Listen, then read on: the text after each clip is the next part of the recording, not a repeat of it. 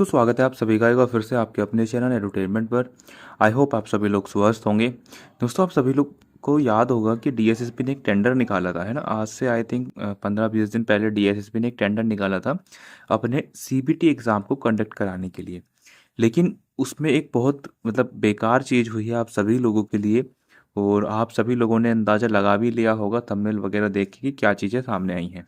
तो वो सारी चीज़ें हम लोग देखेंगे। एक नोटिस आया है डीएसएसपी की ऑफिशियल वेबसाइट पर, कल की डेट में ये नोटिस आया है। मतलब नोटिस आज की डेट में पब्लिश हुआ है, लेकिन मतलब इस पे जो वर्क हुआ था वो कल की डेट का था सारा काम। अब यहाँ पर देखो क्या लिखा है, where is a tender was floated 24/4/2025। तो 24 अप्रैल को आपका एक टेंडर आया था on e procurement site of Delhi government as well as on departmental website by tender ID number इतना फॉर सिलेक्शन ऑफ वेंडर या agency to conduct computer based online CBT on behalf of DSSP. ठीक है। तो CBT conduct कराने के लिए DSSP की तरफ से एक टेंडर जारी करा गया था। लेकिन उस टेंडर में क्या चीज़ें हुई हैं यहाँ पर देखिए। And where is as per the operational schedule the technical bid of the vendor was open on 15th of May at 3 p.m. in the presence of controller of examination and senior account officer at CT branch of DSSP and no bid was found। ठीक है।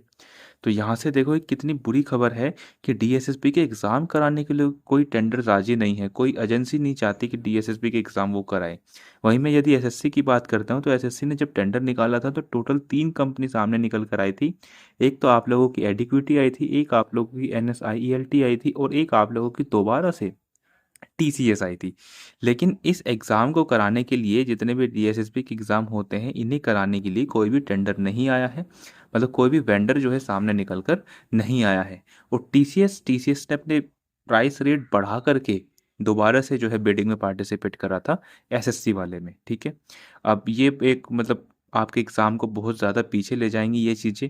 अब मुझे नहीं पता कि कब आप लोगों को एग्ज़ाम होगा, क्योंकि अब एक्सपेक्टेड चीज़ें भी अब एक्सपेक्टेड की एक लिमिट होती है, एक सीमा होती है ना। अब एक्सपेक्टेड में आप लोगों को तब पता है कि अगर पता होता है कि कौन आप लोगों के एग्ज़ाम कंडक्ट कराएगा, कब उसकी लैब्स जो है वैकेंट रहेंगी।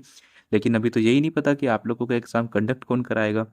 तो दोबारा से दोस्तों टीसीएस का ये जो डीएसएसबी का जो टेंडर था ये रद्द हो चुका है। अब पता नहीं है दोबारा टेंडर निकलेगा या नहीं होगा।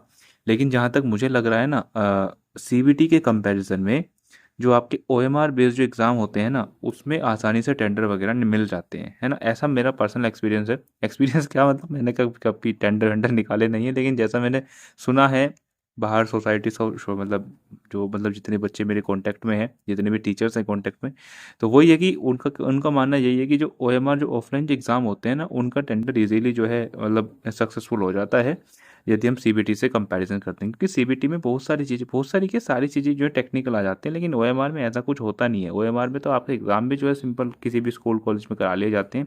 लेकिन सीबीटी में तो आपको मतलब एक पर्टिकुलर कोई लैब्स होती हैं जहाँ पर बहुत सारे सिस्टम्स रखे होते हैं। मतलब सीबीटी थोड़ा हाई लेवल की चीज़ें होती हैं।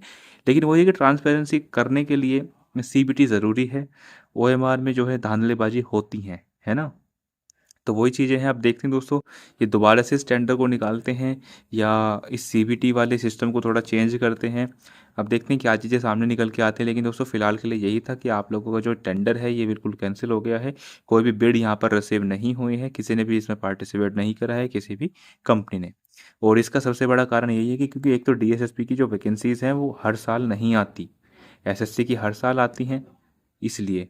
और रेलवे के टेंडर की बात करें तो रेलवे में भी मतलब जब भी वैकेंसीज आती हैं तो ये मान के चलिए अगर एक फॉर्म आया तो उसके लिए कम से कम 50 लाख बच्चे आप लोग मान के चलिए।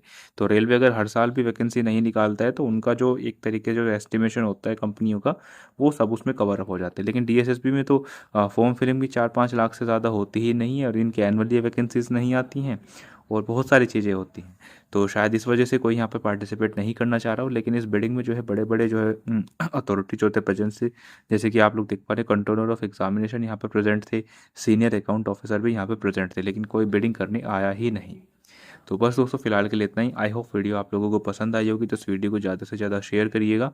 और मैंने आप लोगों को पहले ही बताया था कि डीएसएसपी के भरोसे मत बैठिए, डीएसएसपी के जो पैरेलल में जो एग्ज़ाम चलते रहते हैं उनकी प्रिपरेशन करिए। अभी देखो सीएसआईआर के एग्ज़ाम चल रहे हैं तो कितना फास्ट रिक्रूटमेंट प्रोसेस हो रहा है, थोड़ी सी फीस ही तो ज़्यादा है, और फीस तो आप लोगों को एसएससी में बता रहे हैं कि थोड़ी सी ज़्यादा होगी। तो एसएससी के कंपैरिजन में सीएसआईआर तो बेस्ट जॉब रहेगी। बेस्ट जॉब इसलिए क्योंकि एसएससी सीएचएसएल से अच्छी वैकेंसी तो नहीं, लेकिन जो कंपटीशन है वो आप लोगों को सीएसआईआर में थोड़ा कम देखने को मिलेगा। तो यही चीज़ें हैं।